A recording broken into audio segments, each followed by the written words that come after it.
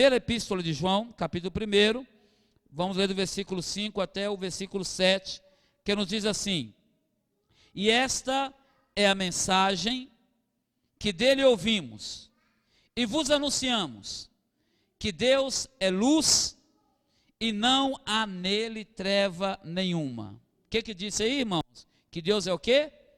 Luz, e não há nele treva nenhuma. Se dissermos que temos comunhão com ele e andamos em trevas, mentimos e não praticamos a verdade. Mas se andamos na luz, como ele na luz está, temos comunhão uns com os outros, e o sangue de Jesus Cristo, seu Filho, nos purifica de todo pecado. Versículo 8: se dissermos que não temos pecado, enganamos a nós mesmos, e não a verdade em nós. Se confessarmos os nossos pecados, ele é fiel e justo para nos perdoar os pecados e nos purificar de toda a injustiça.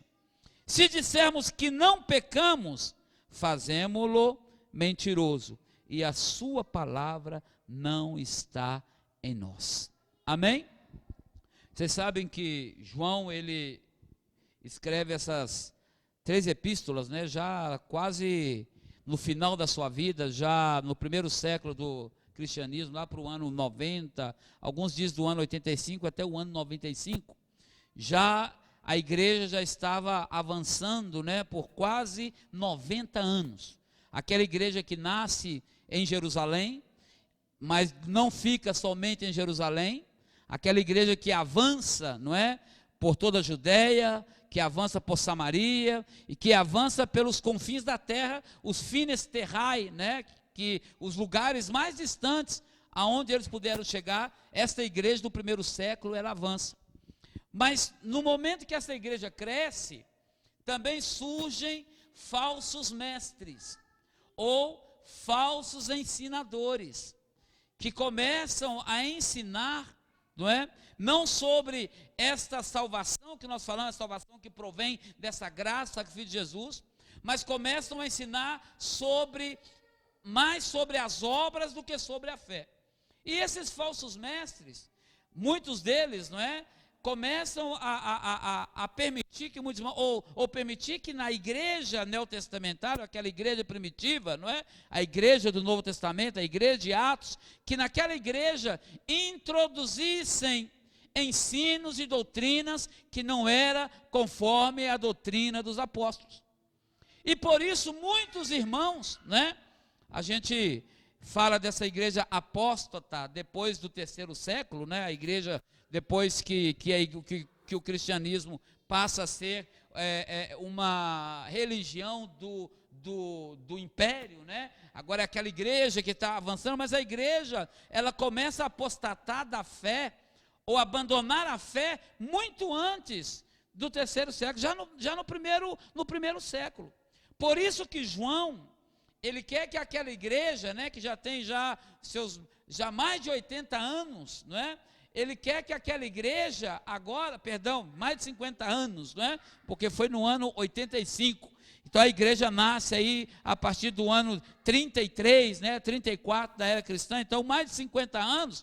Agora João, ele quer ensinar para aquela igreja que o pecado que muitas vezes nos assedia, que está buscando de toda forma, não é? Porque pecar, nós vamos ver que pecar é errar o alvo, é quando nós vamos contrário àquilo que Deus estabelece, ou àquilo que Deus determina. Então João, ele quer que aquela igreja, que aqueles irmãos, eles entendessem que a mensagem que eles receberam é que Deus é luz, e que não pode existir nenhuma treva em Deus. Então não podemos servir a Deus, um Deus que é santo, e viver em trevas. É por isso que João fala desta luz, né? Que aqueles que não andam nesta luz não tem como ter comunhão com o Senhor. Então já coloca aí essa barreira porque o único que nos pode separar dessa comunhão com o nosso Deus é o pecado. E que João chama aqui de trevas, né? Porque Deus não... Se dissermos que temos comunhão com Ele e andamos em trevas, mentimos e não praticamos a verdade. Por quê? Não existe forma de ter comunhão com Ele e andar em trevas. Porque Deus ama a cada um de nós, Deus ama o pecador, não é? Mas Deus abomina o pecado. Deus não aceita o pecado. Mas João, ele continua dizendo que, mas se nós andamos em luz, como Ele está em luz, nós temos comunhão uns com os outros. Por quê? Porque o sangue de Jesus nos limpa de quê? De todo pecado. Andar em luz como Ele está em luz é viver essas... João está dizendo, olha, nós que aceitamos a Cristo, nós que temos comunhão com Ele, nós já não andamos segundo os conceitos desse mundo. Porque não há comunhão da luz com as trevas. Não existe maneira de ter comunhão. Não pode ser meio crente, né? Tem gente que fala assim, eu sou meio crente, mas o meu braço, a minha mão não se converteu, né? Porque se alguém mexer comigo, esse braço aqui, eu vi um irmão que dizia assim, não, e a Bíblia diz que é dando que recebe, né? Se alguém vier querer me bater, vai levar mais, né? É dando que recebe, é melhor dar que receber. Aí complica a palavra toda aí, né? Tem gente que fala assim, eu sou na igreja, mas minha mão não se converteu. Eu estou na igreja, mas tem muita coisa que... Não, irmãos, aquele que está em luz, ele é luz em qualquer lugar, amém? Ele não é luz só na igreja. É por isso que disseram, quando você quer procurar uma pessoa espiritual, não procure na igreja. Procure na empresa, procure na escola, procure na faculdade. Porque aqui na igreja todo mundo pode se apresentar espiritual, sim ou não? Na igreja é muito fácil ser crente na igreja. Você chega com a sua Bíblia debaixo do braço, glória a Deus, amém. Paz do Senhor, irmão, paz do Senhor. Mas quer buscar uma pessoa espiritual? Como ela é na casa dela? Como esse marido trata a esposa? Como essa esposa trata o marido? Como esse filho trata o pai? Como essa filha trata o pai e a mãe? Né? Como esse pai e essa mãe tratam o filho? Como esse vizinho trata o outro vizinho? É aí que nós mostramos verdadeiramente que nós andamos em luz como Ele está em luz. E João continua dizendo assim, olha, não tem como você dizer que não tem pecado. Se você falar que não tem pecado, você está mentindo. E ele disse isso, né? Olha, não tem como você dizer que não tem pecado, porque se dissermos que não temos pecado, enganamos a nós mesmos. Parece até uma contradição, né? Primeiro, o sangue te purificou, você é santo, você não pode ter pecado, você não pode viver no pecado, você já não é mais treva, e agora ele está dizendo aqui, se dissermos que não temos pecado, está dizendo, olha, o que João está dizendo, olha, não, todos nós que vivemos em uma sociedade tão corrupta como a que nós vivemos, em um mundo que a palavra mesmo diz, é um mundo que está em trevas, é muito difícil que você viva sem pecado. Mas João está dizendo, olha, se nós dissermos que não temos pecado, enganamos a nós mesmos, é verdade, não está em nós. Mas, se confessarmos os nossos pecados, Ele é fiel e justo para nos perdoar os pecados e nos purificar de toda injustiça. Olha que coisa gloriosa. O que é que João está dizendo aqui? Que a minha vida e a sua vida, a vida de cada cristão, deve ser uma vida de confissão todos os dias. Não é? Tem muita gente que sente que é muito espiritual. E na igreja, irmãos, tem muita gente assim. Né? Não existe super-homem na igreja, nem super-crente na igreja.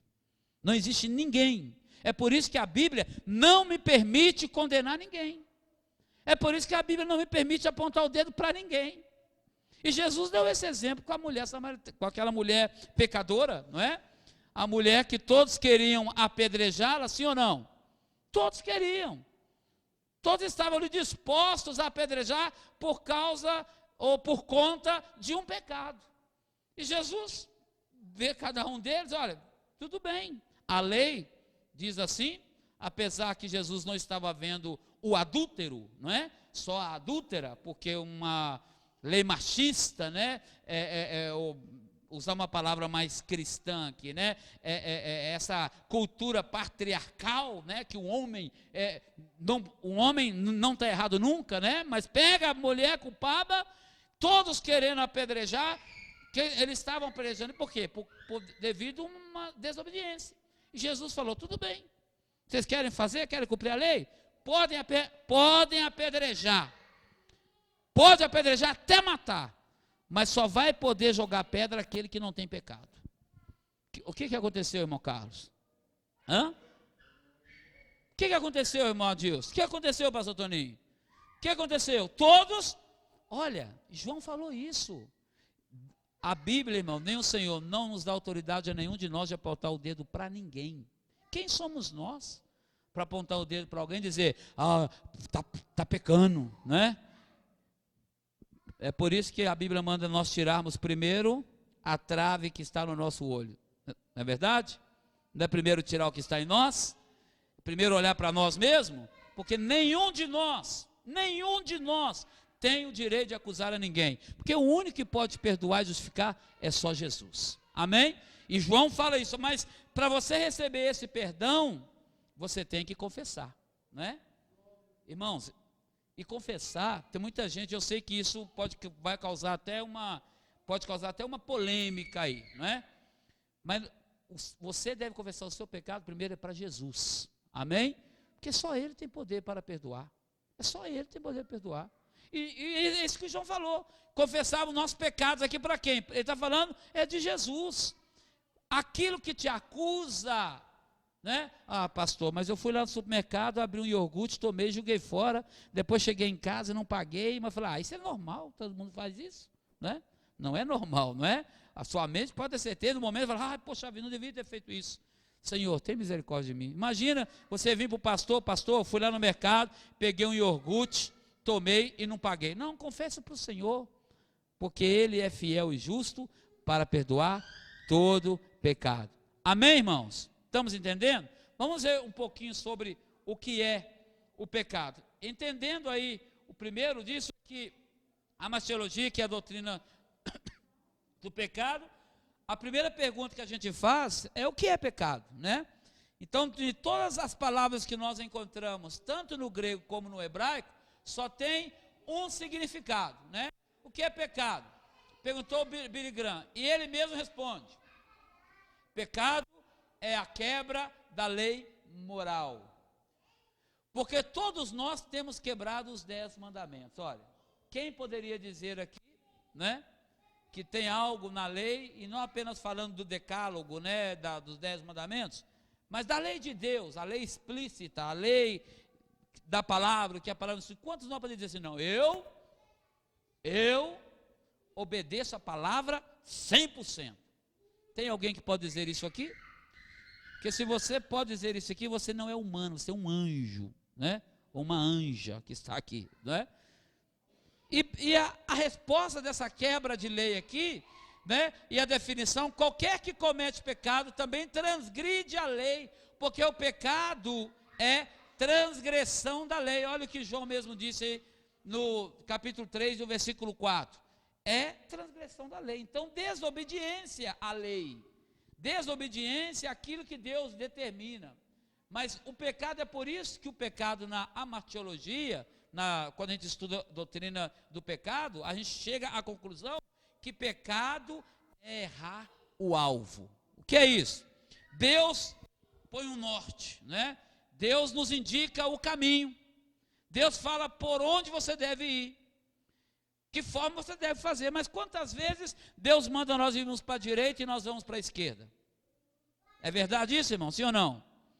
Quantas vezes nós sentimos que não devemos fazer, ou falar, ou ter alguma atitude com alguém, nós sentimos isso, que não devemos fazer, que não devemos falar, que não devemos ter essa atitude, seja aí no âmbito emocional, espiritual, né? Ou de caráter mesmo, de gênio, né?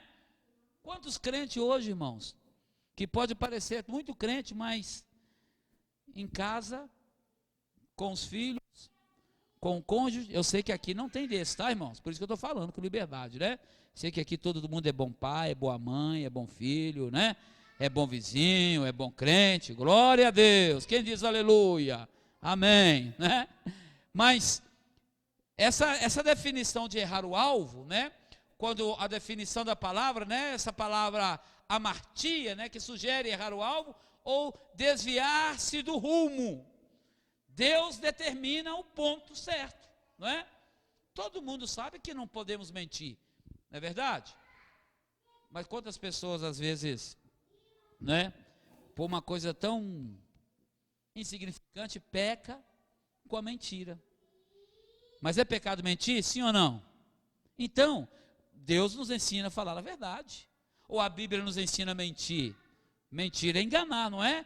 Então, é caminhar num caminho contrário. Deus determina um norte, Deus determina uma direção, mas nós decidimos ir por outra direção.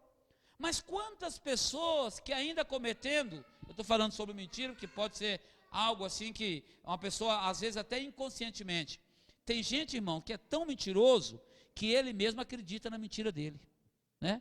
Ele acredita que aquilo é mentira, ele criou, mas ele acredita que aquela mentira é uma verdade, né? Nós vamos chegar aí daqui a pouco também, né?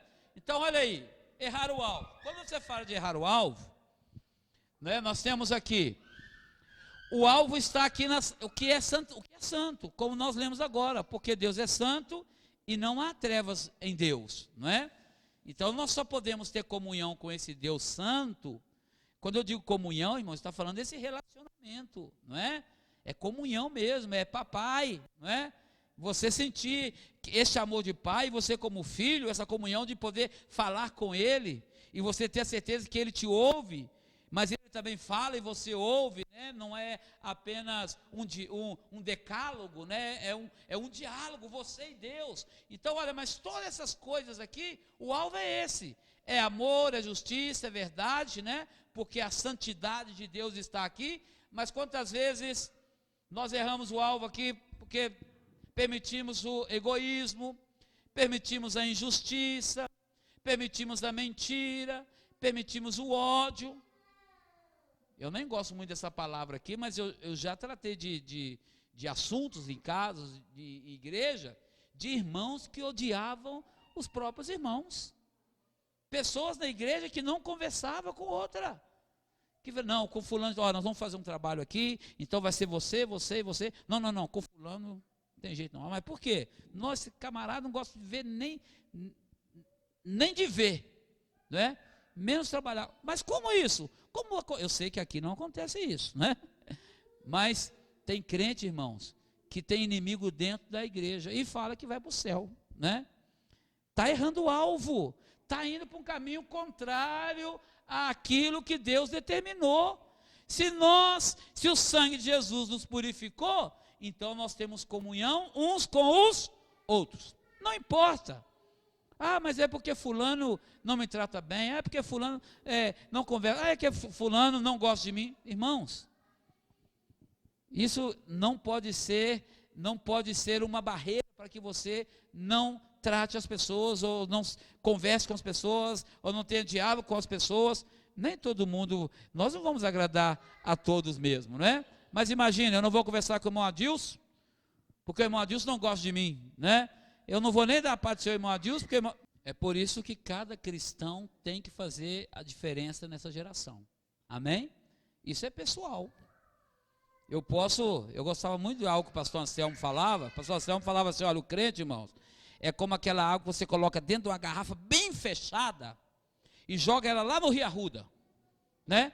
Aquela garrafa, ela está ali naquela água suja, imunda, e para um lado e para o outro. Depois você chega no lugar, tira aquela garrafa, a garrafa bem fechada para o mundo, né? Você abre e tira a água de dentro daquela garrafa, aquela água está do mesmo seu estado original, porque ela não teve nenhum contato com as impurezas. Ele falava isso sempre, né?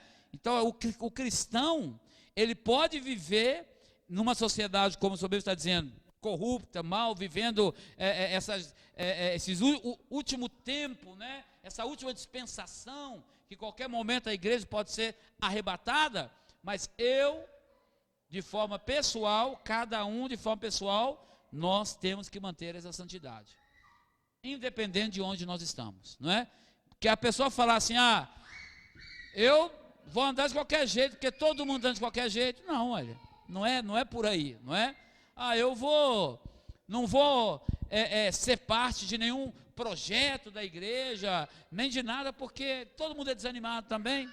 Então, a ideia aqui, quando nós olhamos isso, ou quando nós estamos vendo, é porque todos nós estamos errando o alvo, né? Porque todos nós estamos errando o alvo. Vivemos uma geração perversa, vivemos em uma sociedade corrupta, não é? Quando eu digo sociedade corrupta, irmãos, a corrupção ela afetou até a igreja. Ou na igreja não tem gente corrupta? Ou na igreja todo mundo é santo? Não. Isso afetou a igreja também. Mas nós, eu, você, cada um de forma pessoal, nós temos que buscar a ajuda do Senhor, graça do Senhor, misericórdia do Senhor, para não errarmos o alvo. Amém? Porque o alvo é isso aqui, ó. Então, se nós estamos batendo fora do alvo aqui, nós estamos contrário à vontade do Senhor, né? Então, nós temos que acertar o alvo. E o alvo aqui é Jesus, né? É uma vida com Jesus.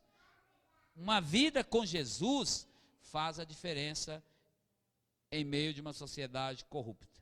Uma vida com Jesus faz a diferença em uma sociedade de inversão de valores, né? Que o certo é errado e o errado é certo. Então, esse acertar o alvo é você ter uma vida com Jesus, independente da igreja, do lugar, do líder, do pastor. É você que tem que manter essa santidade. Amém? Porque nessa forma nós estamos, de forma pessoal. Tem gente que erra o alvo, é porque ele acha que todo mundo está fazendo errado, então ele também vai fazer errado, né? Então ele acaba ficando pior, né?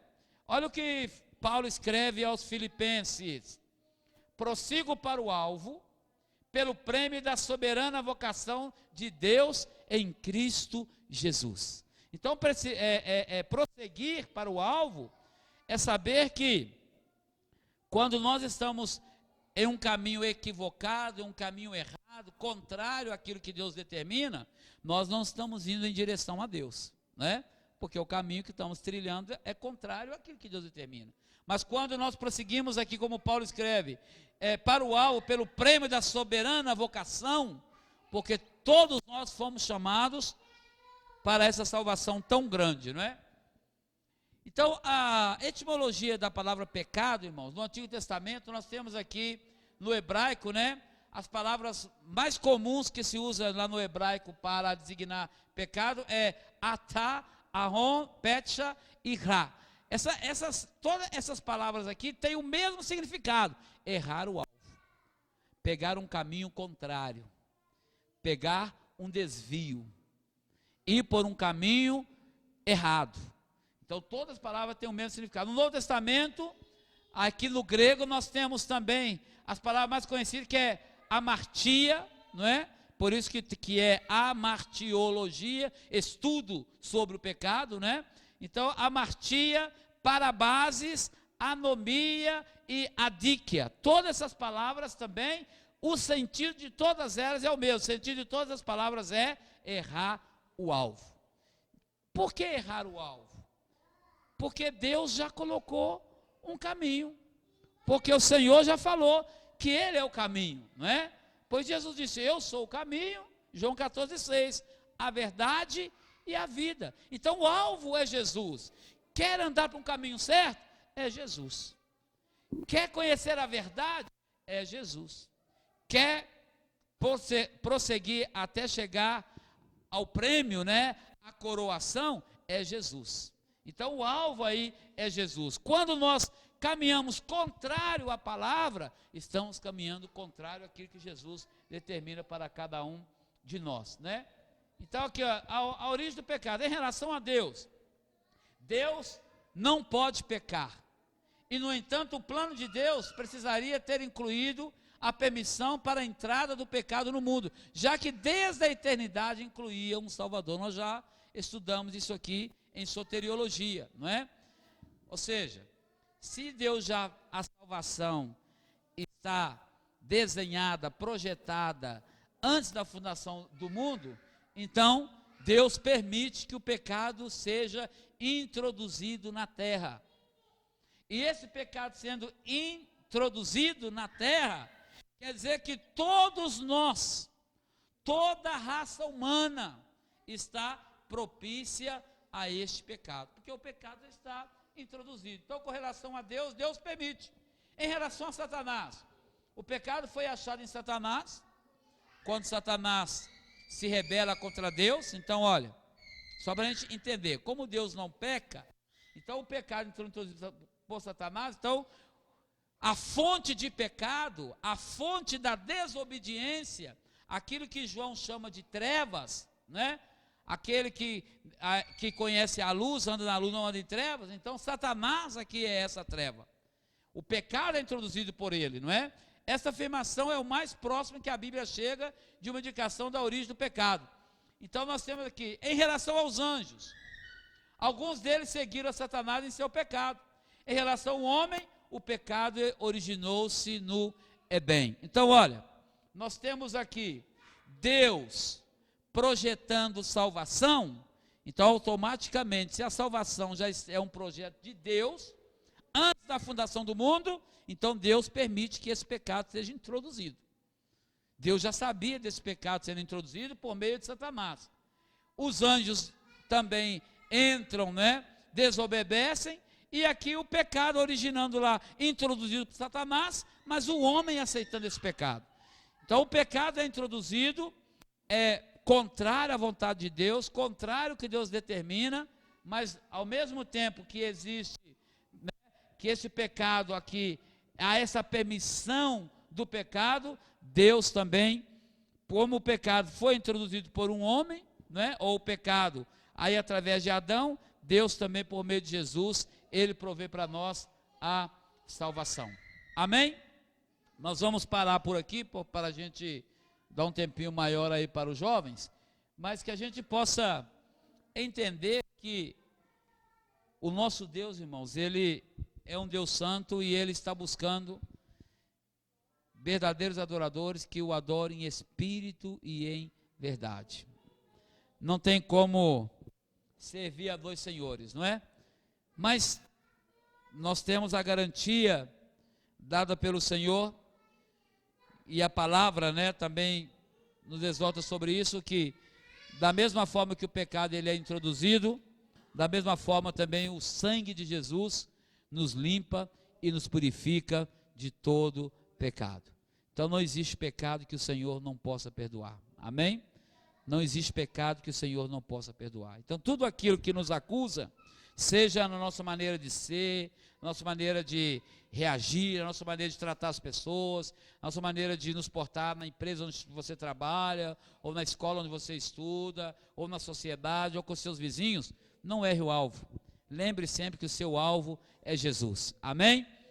E algo que eu aprendi, ainda criança, né, na escola dominical, nós tínhamos uma professora na escola dominical, irmã Rita já está com o Senhor, que ela nos ensinava para as crianças assim: olha, tudo que você for fazer, pergunta primeiro para Jesus se ele faria. Aí tudo a gente, estou falando uma coisa desde criança, não é? Algo que você tem vontade de fazer, pergunta: Jesus, o senhor faria isso? Pode ter, e ela falava assim para ele: pode ter certeza que o Espírito Santo, que dá testemunho ao nosso espírito, o Senhor mesmo vai colocar em vocês, não é? E vai falar para vocês que isso não é bom, que isso pode trazer uma consequência ruim. Então, olha, é muito fácil quando você entende, dentro dessa simplicidade, viver uma vida de santidade que agrada a Deus, é você falar: será que o Senhor faria isso? Será que isso agrada a Deus? Será que isso faz com que o Senhor esteja feliz comigo? Ou será que isso vai entristecer o Espírito Santo de Deus? Então, quando você faz isso, e vamos buscar da melhor forma, né, possível, viver uma vida que agrade a Deus. Vamos colocar de pé, irmãos, por favor. Vamos orar ao Senhor neste momento. E nós vamos, esse tema é um tema, nós vamos falar sobre muita coisa, não é?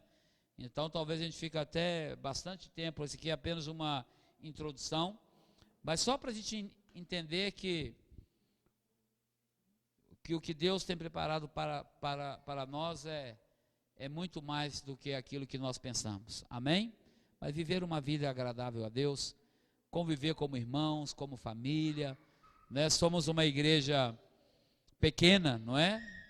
Mas nós devemos entender que somos uma família, amém? Então, da mesma forma que você ama, respeita, ajuda as pessoas na sua casa, então aqui também nós somos uma família, porque isso é o que Deus quer de cada um de nós, não é? Que venhamos a entender que esta luz que está em nós, que brilhou na nossa vida, desde o momento que nós aceitamos Jesus, esta luz não pode apagar, ela tem que brilhar até a vinda do Senhor. Pai, nós adoramos o Teu nome nesta noite, pelo privilégio que o Senhor nos dá de estarmos juntos aqui para estudar a Tua palavra ela é alimento, ela é vida. Senhor, ajuda-nos a entender onde nós estamos errando, se existe alguma coisa em nós, como o salmista disse, Senhor, se há algum pecado oculto em mim, algo que talvez eu ainda não percebi, mas que o Teu Espírito Santo, Senhor, nos guie e nos dirija a toda a verdade e possamos entender qual é o Teu plano para a nossa vida.